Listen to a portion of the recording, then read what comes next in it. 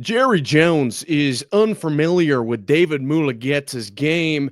The NFL Rules Committee is looking to make big changes, and A.J. Brown could be a Patriot today on the 32 Blueprint.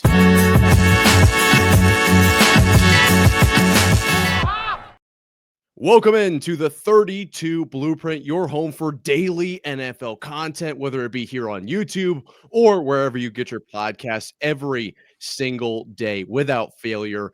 I'm joined alongside me today, I suppose. I really try to combine all of the intros. Alongside me today is Christian Rao. I am Nick Marvitz, your host. Be sure to hit subscribe down below. It really helps the channel grow. You become part of the community.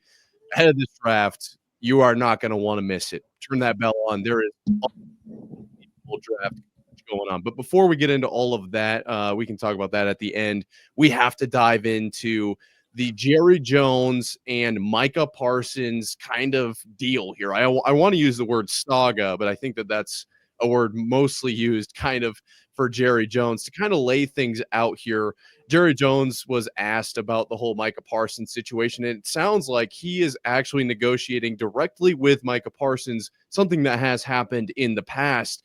And in his answer, he said, like, I don't even know who the agent is. Agent doesn't matter. Is the agent the one that's out on the field? I don't think the agent's the one making the plays. Okay. That's good. That was good. Wild statement. Yeah. Well, that was a wild statement. And then later on, he also said, like, this is like not that big a deal. Anybody can do this. Now, if you're not familiar, David Mulugheta, arguably the greatest agent maybe in the history of the NFL, part of the Deshaun Watson deal. I believe he was the first agent to amass $1 billion in deals in a single year. I mean, the guy's unbelievable. Obviously, Jerry Jones knows who he is, right? I mean, he's got to be playing the like, hey, look, you're a small guy. I'm the owner.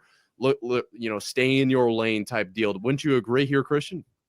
Yeah, I mean, it's an interesting thing, but out of all the owners, this is not surprising. He's done this in the past with other players as well. And the fact that he's doing it with Micah Parsons is not a surprise. Now, is it the best tactic these days? No. I think the idea of these players, and this, I think, just comes with the territory of the new world of the NFL and all of college sports and NBA, you name it, any sport. The love and the loyalty is just not the same. It's not the same. No. So you can't market saying, hey, come to stay with Dallas on a discount, maybe a little back pocket deal, if you will, because we're America's team. That doesn't work anymore. It just doesn't work. It's so not the same. although he's probably going to still be, when the contract's over, if they decide to, come to terms and he's still a Dallas Cowboy still by the time the NFL draft is finished, because I know there's some rumors about him possibly being traded.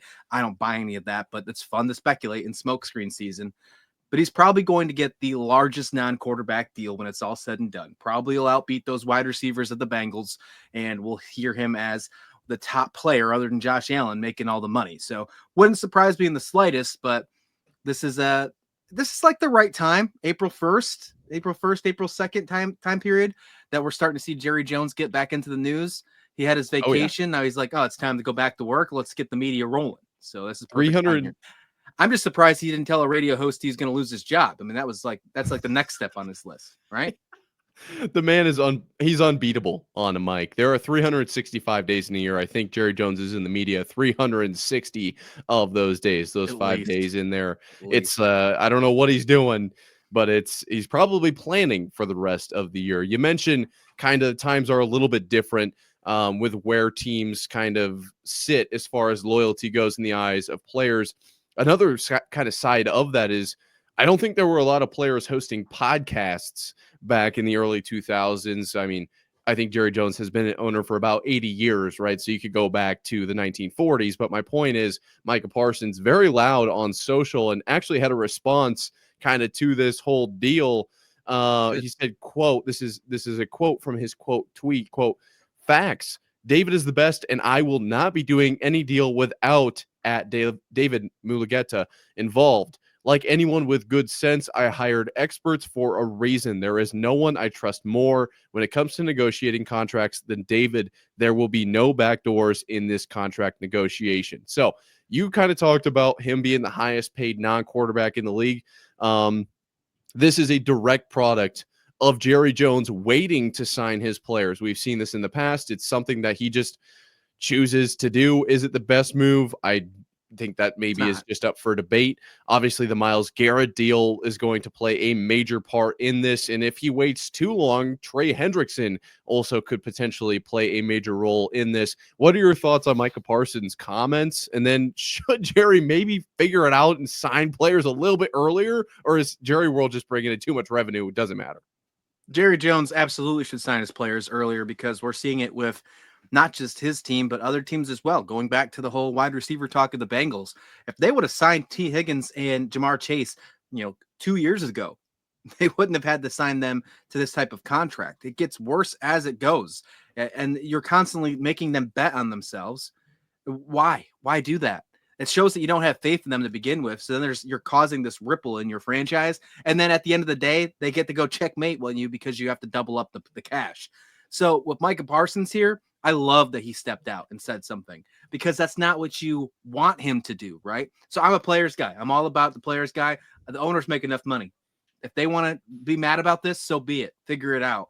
Maybe trade them. If that's what you really want to feel so good about there, Jerry. But I'll say this. If I'm Micah Parsons, if I want to win and I want to get paid, I demand a trade from the Cowboys. I would. I'm not saying he's going to, but let's just go back the last couple of years. What has the Dallas Cowboys proven to Micah Parsons, arguably the greatest edge rusher in the game right now? What have they proven to build around him? Myles Garrett just had this same conversation with the Cleveland Browns, saying the only reason he'd resign back with them, one of the stipulations we've heard is that they're going to address the quarterback room. They haven't done it yet, but apparently there's some plans. We're a couple weeks away from the draft. What kind of promises is Micah Parsons trying to get other than being the highest non-quarterback paid in the NFL? I doubt that's enough for him. He's a guy that wants to win. You can tell he's a proven winner. If you heard him on his show, whatever the case may be, of course, money talks. Don't get me wrong. But if I'm Micah Parsons, and if you have seen how Micah Parsons talks on his show and how he has performed on the field, it shouldn't be that far-fetched to think about he might be in a different uniform other than the Dallas Cowboys uniform at some point in his career where he actually makes most of his money, especially if we keep doing things like this with Jerry Jones trying to beat around the bush with arguably the best defensive player in the National Football League. Stop wasting his time and pay the man. I agree 1,000%. I think the question mark really is, you mentioned it there, like, would Micah Parsons go to another team for less money and a greater chance at a championship? In theory, on paper, I think Dallas is like if you just completely take your brain out of what I'm about to say, I do think that there is an element of Dallas could make a run in the playoffs. Like, there just kind of is. But also, most people have brains. And I think that it's like completely unrealistic at this point. And here's the crazy part about what you just said, too. The crazy part is that if he gets traded, he's not going to get paid less. Someone's going to pay him. No, I don't. I don't think so. The team that trades for them is going to extend and give him the contract he deserves.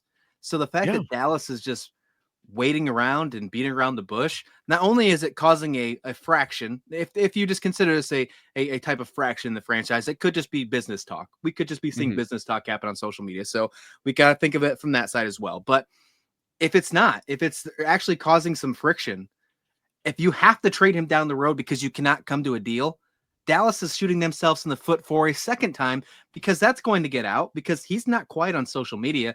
So where's your leverage? So now you're going to have to trade Micah Parsons away, or he's going to be unhappy and could sit out. So you're not getting production from him on the field. And then you have to trade him away for less value. And then another team's going to be able to sign him to that deal. Jerry, just pay the man. Whatever, if an agent's involved or not, just pay the dude. It feels like just the Dallas Cowboys in general are like, I don't even know how to explain this. Imagine they're a minifigure inside of the ocean, right? But they're in the center of a normal human-sized like donut inflatable, and they're like trying to grab the like they're just flailing. It never feels like things completely make sense. But at the same time, it's like, well, they're really close to the inflatable. Like they are, it's kind of there. It's sort of right there, but also still like drowning. I don't know how else to explain it, or even if that makes a lot of sense. But to be honest, it just feels like bad decision after bad decision after bad decision from Jerry Jones, who is still and I stand by this, the greatest owner of all time. Like, you can't really argue with that. One of the best Oh, I mean, in the game. I You could, you but I'll let can. you have I it. know you can.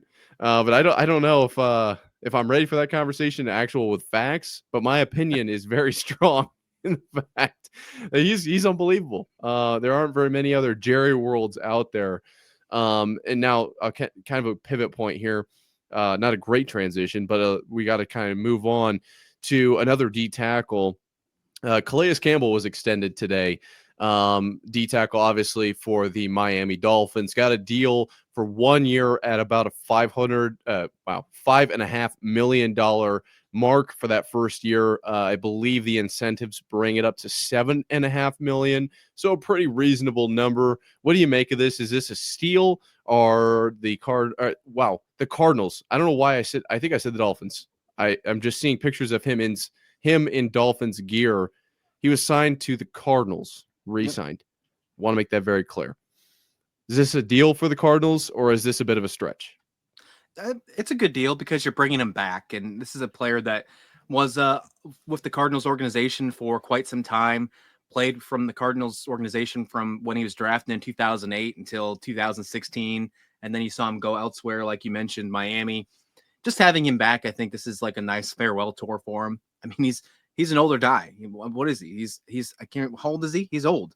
This is his 18th season, for Yeah, context. so he's probably close to being 40 if he's not already 40. I don't know his exact age right now, but I will say this: it's cool just having him back. He's 38, and he's going to be 39 during the season. But he had some good years, even in his older time. So I don't think this is like just like a here you go, come on back for 1 year, let's just finish off your tour. This is an actual piece where he's going to have some good production. He played all 17 games for the Dolphins last year, played all 17 games for Atlanta the year before. I mean, he hardly misses football games. And that's an amazing thing to say for somebody who's played in 17 seasons heading into your 18th. So, of course, what he did with Arizona in the 9 seasons was really fun. And just getting it back for the 10th year as an Arizona Cardinal to likely finish his career. I assume this will be the end. It'll help pass the torch. And hey, it's a need. It's a very strong need that Arizona needs, is that interior defensive line. The NFL draft is loaded with interior defensive linemen. This might help Arizona take one of those later to mid-round interior defensive linemen and have a future Hall of Famer like Campbell around him help build them up. So I do like this pick for Arizona. The signing, you should say. Right. Taking a look at the 2024 regular season stats for Mr. Campbell here: 35 solo tackles, 5 sacks, and a forced fumble. I wouldn't say those numbers necessarily. Yeah, no, unbelievable. I don't think those numbers stand out in the mass scheme of things. The grand scheme, I guess, is probably the right word. But I do think it's a solid pickup for a relatively reasonable price. Obviously, the Cardinals in the NFC West with the Rams, with the Seahawks, with the 49ers.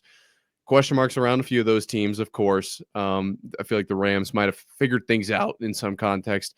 Does this help the Cardinals kind of elevate themselves in that division, or is this kind of just like a lateral move, like filling a hole in some ways? What do you make of this from like Arizona winning football games, that standpoint? I think it absolutely helped. And although the numbers on the box score, when you look at just simple stats like what Campbell had last year, Right. weren't as great. If you go and look into some of the nerdy numbers like PFF scores, his run defense grade was an 85.9. That ranked as the number 1 defensive lineman in the entire NFL last year. Overall grade was the 7th defensive lineman out of 219 who qualified. So at the age of 38, he's still a top 10 defensive lineman, according to Pro Football Focus, if you're into that nerdy analytics stuff, which I am. I'm all for it. Now, his pass rushing isn't very good, but he's not made to be a pass rusher. That's why you only get like 5 sacks. Still great. Because you're probably not going to have him on a full snap count. He's going to be within a rotation. That's what happens when you're 39 years old playing this game. But I do like this, especially if they draft 1 or possibly even 2 interior defensive linemen in arguably the position that has the most talent in this upcoming draft to help build around and have a veteran presence, a future Hall of Fame presence like Campbell in that same locker room. So I like what Arizona's doing here. I think it can help them win games. The NFC West is kind of open. We're going to see what Seattle's got to do. Obviously, they made some moves with Darnold. They're trying to figure it out. San Francisco obviously took a step back with what they have left and moved on from this season. And then, although I think the Rams could still be seen as a favorite, there's still a lot of question marks with that division. So I think Arizona could find themselves in a playoff contention at some point this season, maybe even find themselves as a wild card. I'm not saying Campbell is the reason they do that, but solidifying that with a future Hall of Famer and then also helping potentially for the future. And I assume that's what the strategy is by bringing him back. It's a win-win all around. So I'm excited for it. I think it's a good play. I think at the end of the day, it's just kind of like a solid, I did not know about the PFF score. That's kind of a big deal, that run stopper situation there.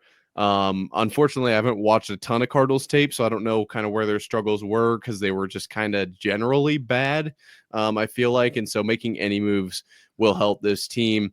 That's really going to do it for Calais Campbell. But I mean, it's big news. It really is for that Cardinal team out in the West there. There are some big news points I'd like to touch on really quickly here. Some rule changes were made yesterday in the NFL owners meeting kind of whole deal. The fancy higher ups put their suits and ties on, kind of lobbied for some changes in the rules, and some should be of note here. We'll go with the ones that actually were changed first. The kickoff now with a touchback is moved to the 35-yard line as opposed to the 30-yard line, giving that receiving team effectively 10 extra yards, a full first down in comparison to the last, not the one with this last rendition of rule updates, but if you go back to when they were bringing it out to the 25-yard line, right? So now it's the 35. That's a whole first down. In today's day and age, you're really only like 2 first downs away from a field goal. How do you feel about that whole situation? The incentive here is to try to increase the number of kick returns in general. Obviously, the kicking team doesn't want the other team to start at the 35. Put it in the landing zone then. That's kind of the mindset behind this. Do you think this elevates the game, or does this take away from it, giving way too much to the receiving team? Way too much to the offense is where I'm leaning at right away. Like, we've already talked about how high scoring this game has been over the last couple seasons. Now, I love offense, don't get me wrong, but now we're going to give them the opportunity to start even closer. We're going to give Patrick Mahomes, we're going to give Josh Allen, we're going to give Lamar Jackson a shorter field. Like, and we're okay with that. So, yes, the kickoff, I want to keep it in the game any way you possibly can. I'm all for that. There's no doubt about it. And I think the kickoff return, growing up in the Steve Tasker, the D'Angelo Hall, or excuse me, the Dante Hall, the Devin Hester era, I love watching special teams. But oh yeah, if you're gonna do that, like, it's kind of a cheat. Like, why are you doing that? It's like putting a Game Shark on your Game Boy, man. It's just it's not good. It's not good. What are your thoughts on not necessarily this move from the 30 to the 35, but the move from the real true, like what college football is now, that kickoff, to the kind of XFL kickoff? I'd like your thoughts on the that. landing zone and stuff. Yeah, the landing zone, the 2 lines of scrimmage on the 35 and whatever it is, the 40. That big change that happened last year, because this kind of, I don't have it in front of me, but I believe that this like moved it forward. If you remember last year, it was actually only a 1-year like rule change. We are going back to it. We're running it back. The NFL really likes it. How do you feel about it? It hasn't grown on me yet, but I'm sure it'll just be part of the game. Maybe it'll get better if you know that you're going to get more opportunities to actually take some kick returns. Maybe that's the case. I hate to see the fact that we're going to give a touchback at the 35-yard line. Like, I remember there was a time where if you had a touchback, you started at the 20 or 25 yard line, right? Yeah, Yeah, the the 20, 20. I feel like. Yeah. Insane. And offenses still found ways to score there, right? No, And I I think you agree. had to you had to actually focus on your kicking game more then, because you had a longer field to get to. So there was a lot more opportunity for field goals because your drive stalled out. So if you're trying to actually just keep the kickers in the game and make more of a focus on the kicking game, I think this is the wrong way to go. But I don't think that's the reason they're doing this. I think they want to make the excitement of the special teams kick return game come back to the game. And but overall hasn't grown on me yet. We'll see what happens if this changes it. But if I had to say after first year impressions, I miss the old style back. I like college football kick returns more than I like NFL, and I hope that they don't try to mimic the NFL. Please, college, keep it the same. Yeah, I think if you're going to take a look at this from kind of like a retro, like, well, retro is not the word, but like super sky view, right? Like, let's zoom as far out as we can. I think the NFL clearly was not going to take a step in a defensive way here, like this a direction, if you will. This was a very much offensive based decision because you take a look at gambling, you take a look at fantasy football. This league is very offensive oriented. We're seeing it every single year with rule changes made. I'm not surprised by the decision by any means. And let me know down below if you are a fan of the old kickoff. You have to leave a like. Like, that's the rules. I'm sorry I didn't make them up just now. That actually was in our contract when we created this show. Nonetheless, I actually am a fan of the new kickoff just because of the increase in kick returns. The kind of idea of just more involvement of special teams. If this is how it's going to happen, great. If it's going to be this or no kickoff, give me this. I would like to see a Turpin return as opposed to just put the ball in the 25 and let them go. Like, that's how I feel about the whole kind of, it feels weird. It does. It looks weird, especially when there's a kickoff. Like, let's just go, I'll go line up, stand out on the 35, look pretty. You kick it out of the back of the end zone. We'll walk back to the sideline. That's weird. I agree. If they're so worried about them always kicking it out of the end zone for a touchback, then why don't you just go back to the normal kickoff return rules, or move the kicker back and just move the kicker 10 yards back, and have the players line up with the kicker though too. So that means you have even more yards. So they're running like 80 yards. Make it happen if that's what you're worried about. If you're worried about that happen, meaning that the kicker has to strategically not boot it out of the end zone, he's got to worry about hang time, so his players can get down the field. Actually, this is a great transition point. I didn't even have it in my notes here, but you saying that immediately made me think about it. Another rule change was passed. That's kind of a little bit of a big deal here. In recent years, this kicking ball, this K-ball situation has been one that is it's odd. I think the equipment managers had 30 minutes to rough up the balls prior to the games with an official watching them. That's not a lot of time for those of you who aren't familiar. These balls generally go through a whole process, and the game balls do as well. These are not taken out of the box, put on the field, and thrown around. They go through a whole kind of wearing process. And like, there's brushes involved, there's mud, there's out. It's like pizza dough. Like, it doesn't just happen in 30 minutes. And so this rule here actually is like one that I don't think a lot of people are looking at, but it obviously Pat McAfee mentioned it could be a really big deal. I'm trying to find, here, right. So it was proposed by Baltimore, Cleveland, Houston, Las Vegas, Minnesota, Philadelphia, Washington, a whole clump of teams, permitting clubs to prepare kicking footballs or K-balls before game day, similar to the process permitted for game footballs. And so you mentioned, obviously, those kickers and the hang time. This could be a real, like, this will change that. Like, this is a cause for an effect. Look for punters to absolutely nuke these balls. Look for kickers to maybe now, even though the whole kicking, it's changed with the consequences of your actions, they can still probably put it through the uprights from the 35-yard line. What do you make of this one? It feels like a small rule change that a lot of people are going to gloss over, but I do think it will have impacts, especially in the punting game, which is a field position game, and that can win or lose games for teams. Yeah, especially if I'm thinking about weather games. If you got inclement weather, I think that'll be exciting to see special teams still be more of a factor. And hey, look, if you got a kick from the 35 and you still find a way to make it through the uprights, then you deserve it, and you probably should get an automatic bid to the Pro Bowl. Yeah, I mean, you should get points. Let's not go too far that way. That sounded kind of Canadian of you, but other than that, I will say, I like the fact of them adding that. Go for it.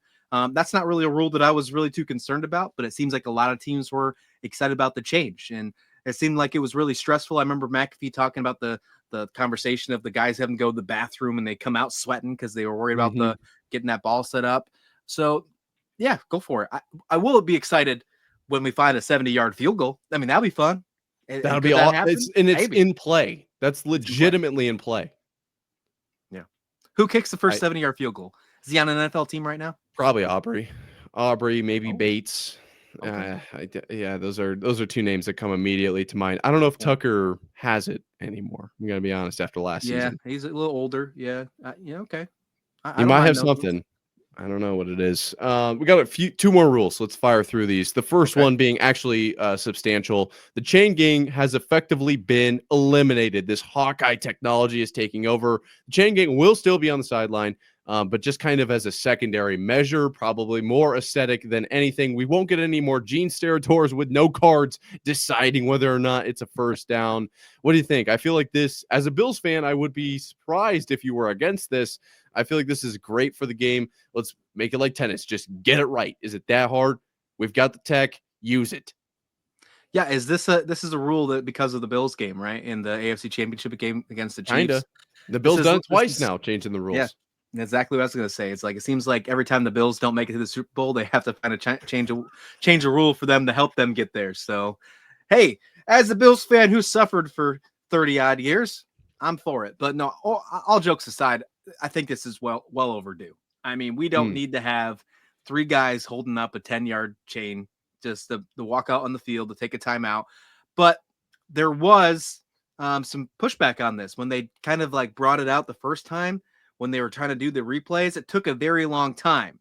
So it took longer than actually bringing the chain gain out and measuring and things like that. So if that's what they're using for a primary source this year, hopefully that gets solved and it's not taking 2-3 minutes to figure out if it's a first down or not. It's almost instant, like what we're seeing with like balls and strikes automated. Yes. Spring training with baseball. That's what you kind of need to do and need to have right now. If that's not the case, if it's taken a long time, like I can finish a beer and between the fact, which is, if that's the case, impressive, then we got a problem, right? And I can drink a beer pretty fast, but I mean, give me a little bit of benefit of the doubt here.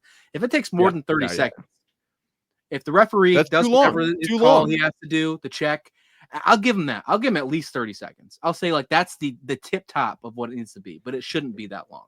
In theory, it should be almost immediate. In the kind of parallel to the baseball deal was where I was going to go next.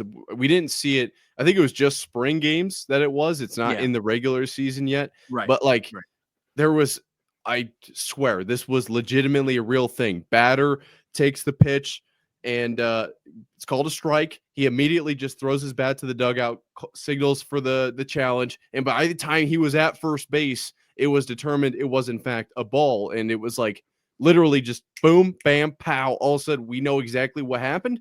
Referee or ump, I suppose, the guy in blue happened to be wrong. That's whatever. But the point is, it was extremely fast. And I don't see any reason why that doesn't happen. Look at what happens in tennis. And that's kind of the same idea with the Hawkeye technology. This, I think, is good for the game, though. Let's get here's the benefit. Here's the benefit of the baseball, though. They did it in the minor leagues. They did an ABS style in the minor leagues for a few seasons. Yes. So they kind of got to get the bugs out. You're not getting that with NFL. The fact that they've already agreed on this right now, they should immediately take this technology, if they haven't already, to the UFL, the stuff that's going on right now, and put it in and implement it. And if there's any bugs, figure it out now before, and then whatever is left, fix it in the preseason. So when you hit week 1, there's not a single issue. Hopefully they can do that. Hopefully they're smart enough. Hopefully they don't have to rely on certified ball knower that's sitting on 32 blueprint. But if so, I'm here. Give me a call. I know Roger Goodell watches the 32 blueprint every single day, just like you do out there. He puts his clown nose on and he's ready to roll, buddy. Creaminy absolutely came from the top ropes there. I was about to shout out the listeners, and Roger Goodell's catching strays. Nonetheless, we got one more rule to get to here. Minor rule. Pittsburgh proposed that for this year only, this is a 1-year rule, kind of similar to what the kickoff rule was last year, but obviously that's kind of been extended. So who knows? Maybe this keeps going. Clubs have one video call or phone call with no more than 5 prospective unrestricted free agents during the 2-day negotiation period, right? So free agency, I believe, opens on the Wednesday and the tampering period opens on like Monday. I'm not exactly sure how that whole thing plays out, but now teams can actually directly contact the players as opposed to the agents. I feel like this just makes complete sense. Quick thoughts on that? I feel like this is already happening. So the fact that now they can just do it legally is fine. Fine. I don't have any proof to say that, but come on.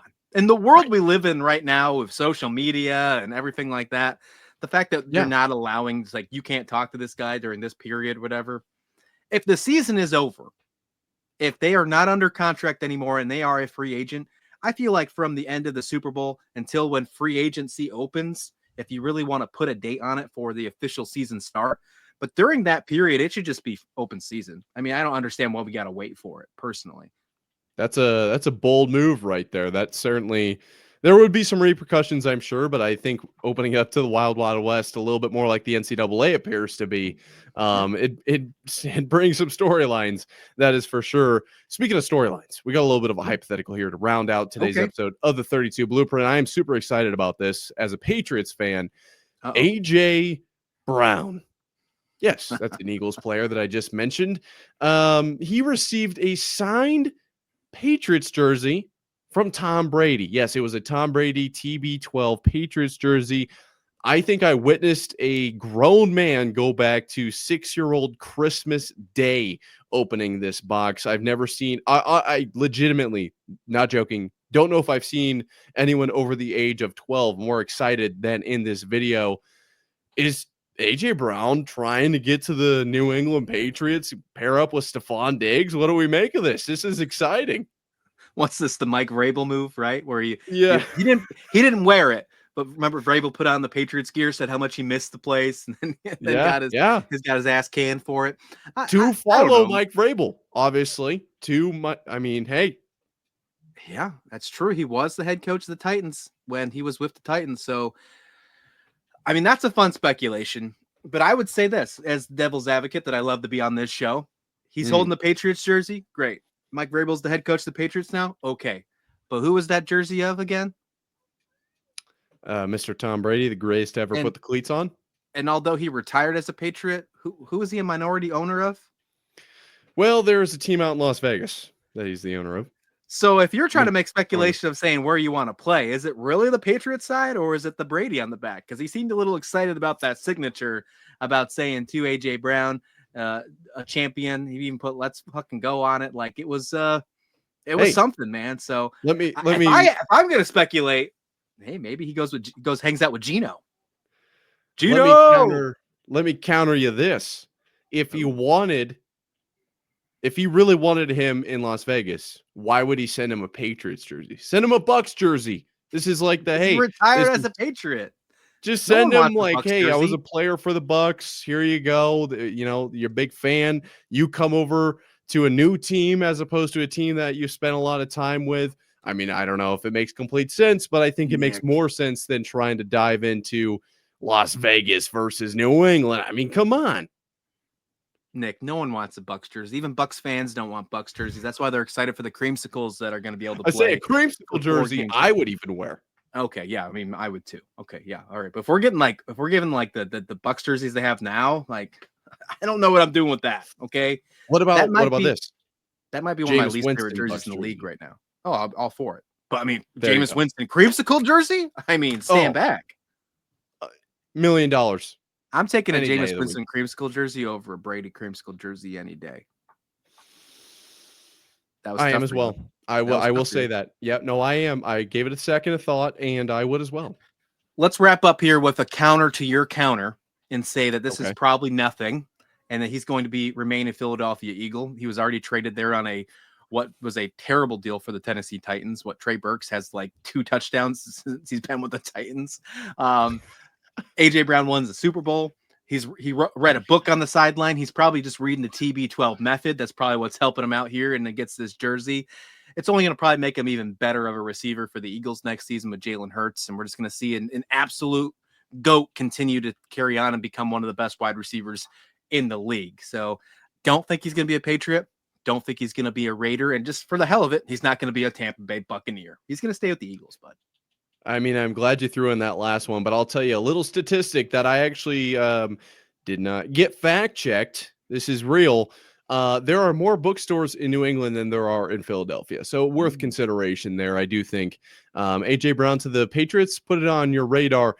Speaking of on the radar, thank you for putting 32 Blueprint on your radar, making this, your daily home for NFL content literally every single day. Draft coverage out the wazoo. What should we be looking out for here, Christian? Oh man, got a Cam Ward draft profile coming out. Obviously, Cam Ward is going to most likely be going 1-1, but we dig into his career, his collegiate career, his high school, what has made such a fun path for him, and why I think he could be a ceiling type quarterback. We have that coming out on the channel today, as well as a mock draft. We're going to talk about the first round, and then we're going to start digging into some teams with a full 7-round mock draft. Plenty of stuff on the channel, plenty of stuff hitting on the YouTube side. If you're listening to this on audio, you're going to get more if you head over to YouTube. You're only getting this full show daily on the audio side. You want more, check us out on YouTube, because there is plenty of stuff to consume from 32 Blueprint to cover in your day. That's exactly right. If you appreciated the episode, if you found some humor here, if you found some value, be sure to hit subscribe and like. And we will see you guys here tomorrow.